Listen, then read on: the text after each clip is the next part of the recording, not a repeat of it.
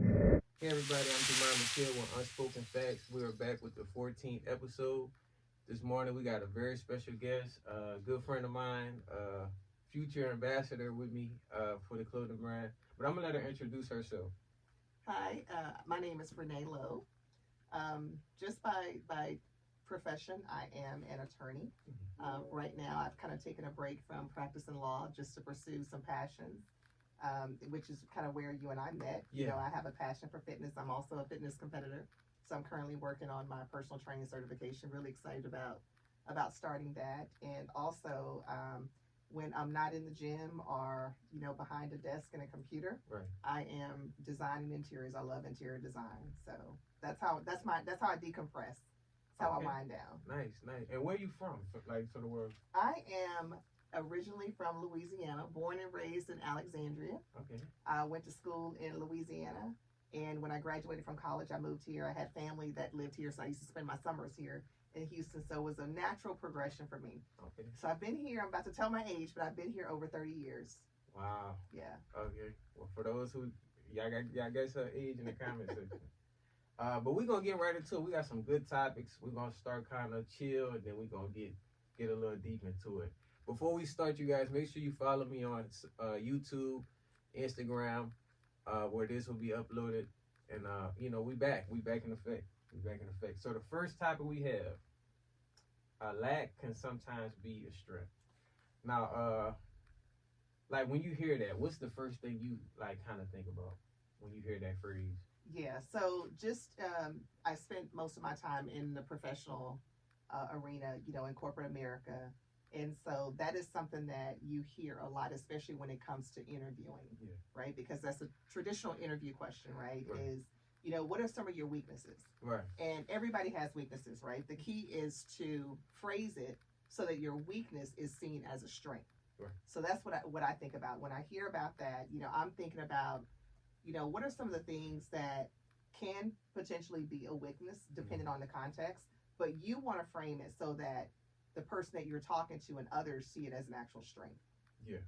To me, when I hear it, I think a lack is more so like I don't even think it's a weakness. I don't like to use the word weakness. I feel like it's just something that you're something that you have to learn more about. You can improve upon. Yeah, right. exactly. You always want to be in a position to where you're continuing to grow. Yeah.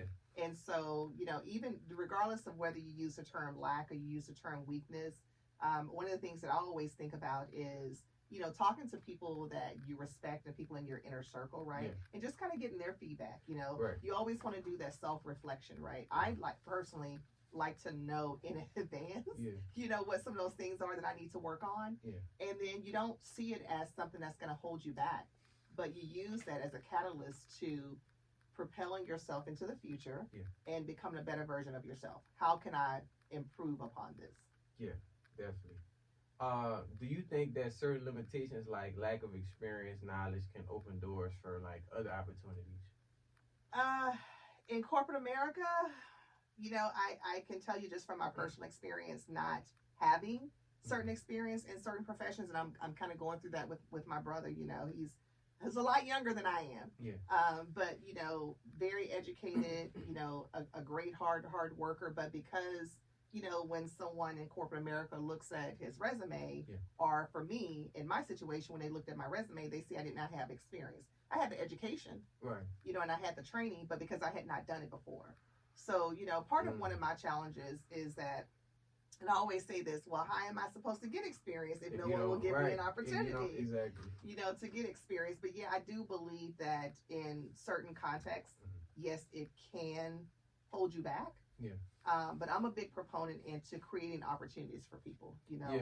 I like working with what I refer to as the underdog because I found myself in that situation. But just taking a chance on people, giving people an opportunity to show you, what they can do. Exactly. I was dealing with that same thing with radio.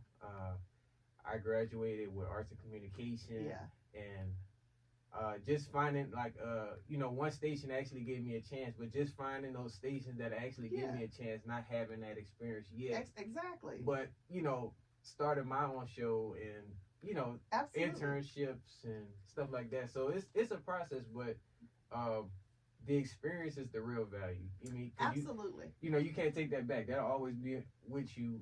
Absolutely. Certificates from whatever you did. So yeah, but some people don't. Especially growing up, you may not know that. My first job as an attorney, I remember, my boss when he interviewed me, and after I started working with him, great person, really admired him a lot. But one of the things he said to me is, I wanted someone that didn't have any experience. Right. I didn't want someone to come in that had their preconceived ideas about how things were supposed to go. Yeah. I wanted to be able to train that person to do things, the way that we do things here. So I think that there's a lot of value into not having someone with experience, but someone that has the potential, to do that. So I think that's, I think that's a great thing to see yourself in that position to where you can create those opportunities for other people. Definitely. And I try to do that too, especially with the Snap Fitness. You guys, I work at the gym. Which is where we met. Right. I try to give opportunities to other people, and I just like feed knowledge. I like gaining knowledge. Absolutely. I'm big on just learning, what I mean? And like I've been in that situation too with jobs, like just I feel like nowadays jobs don't want to actually train. This is true. Take the time out and train. It's a lot of older people that's been there, you know what I mean, that don't want to train you and mold you. Yeah. But I think for me, when I started getting more into the media side, camera and all that, I'm at the church now, but Silver Lake Church or whatever. It's this mentor. His name's Tevin. Shout out to Tevin. Like from day to day, he'll mentor me. You know what I mean? If I mess up, he's like, "It's okay. We're gonna keep going over it until you get it." I feel like that's a real mentor trainer. It's a gem to find someone, that is willing to take that chance on you. And I think I shared with you before we even spoken that, I'm working on a personal training certification because, fitness is a passion of mine. Yeah. And I shared with you that Charles, shout out to Charles Anderson and Christine Anderson at Snap Fitness in Siena. But Charles is working with me on teaching me the business side, of things. And it is because he's really passionate about it. And I think that there's something that he sees. You want to position yourself to where you can create the next generation of people to what you do. You want to pass on the knowledge, right? Yeah. Because if we don't put ourselves in a position to where we're training the next generation of people, then we're going to be without. Right. So one of the things that I tell people, I mentor a lot of young students, especially law students. But for anyone, I tell them when you're in college and you're in your, whether it's law school or medical school or something like that, look for those opportunities to intern. Yeah. Even if it's not paid. Right. But at least get the experience so that when you do go and apply for that paid position, you can say, at least I have the experience. Yeah. I mean, that's worth more than the money, to be honest. I've been in 2 internships out getting paid 2 years. 1 year in total, but back-to-back internships. Yeah, I feel like the passion paid me. You know what I mean? Yeah. Like, if you can afford to do it. Some people may not be able to afford to not have, a paid position, especially when it's taken up most of their time. Right, exactly. For me, I started with the school radio station, and then I got into one of the major stations out here. Yeah. Just taking that time out, and that's what created their resume. Like, that's why it's like that, you know what I mean? And then even for you in school, I think, by you working at the school radio station, these are your peers, right? Right. So you're having fun with it, and you can kind of try everything out on them. Exactly. And you can perfect your skills that way. Exactly. And then getting into like one of those corporate where you feel the pressure you and already, things are a little different. You feel more comfortable. Absolutely. And another thing I advise people, like, even in your field, if you learn like different parts of your field. Absolutely. You know what I mean? So that way, let's say the industry right now is slow right here, you can go on this side. Be open. And get paid for, and you know how to do it. Be open. You know what I mean? One of the things that I used to do in my profession, I love learning. Yeah. And so because I enjoy learning, even when I was on the job, I would always look for opportunities to learn something new. And I always say, I'm not going to do it unless it benefits me somehow. Yeah.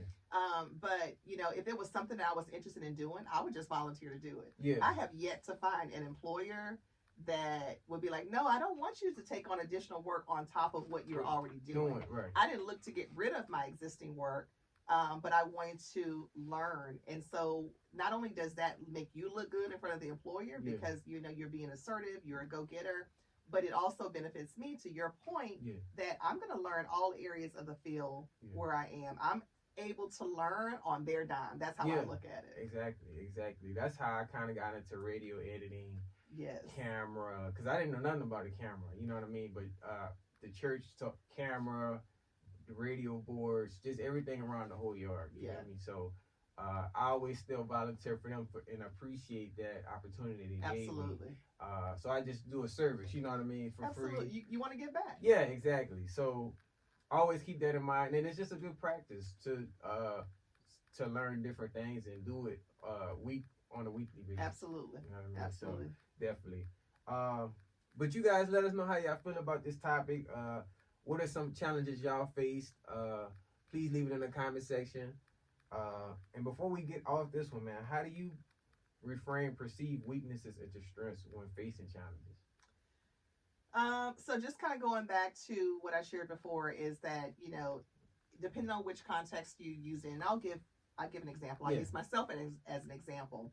As an attorney, I have a very analytical mind, right? And so I think through things a lot. It takes me sometimes, you know, a little longer to make decisions than average persons because I want to make sure I'm looking at things from different angles. I'm considering, you know, the what ifs or you know, I need to have a plan A, B, and C. If this doesn't work out, how is this going to impact this? So I look at it from all angles, right?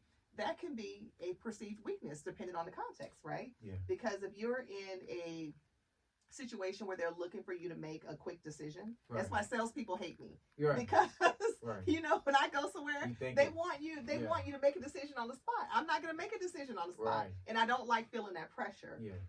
However, that is a strength, especially when you think about leadership positions or being in a leadership role, because people will have confidence knowing that I think things through.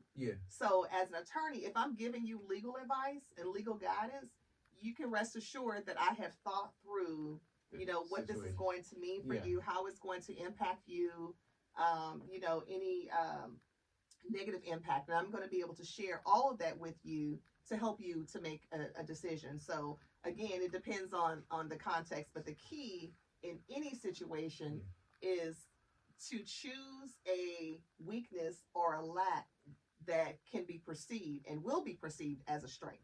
Yeah, exactly. Yeah, definitely good answer. Good interview tip, by the way. Yeah, definitely. She feeding us right now, y'all. Good gems. But yeah, y'all let us know how y'all feel about this topic. If it's any weaknesses you guys want to share, it's a safe space here, so you can definitely come on and share that. Definitely. So we're gonna transition.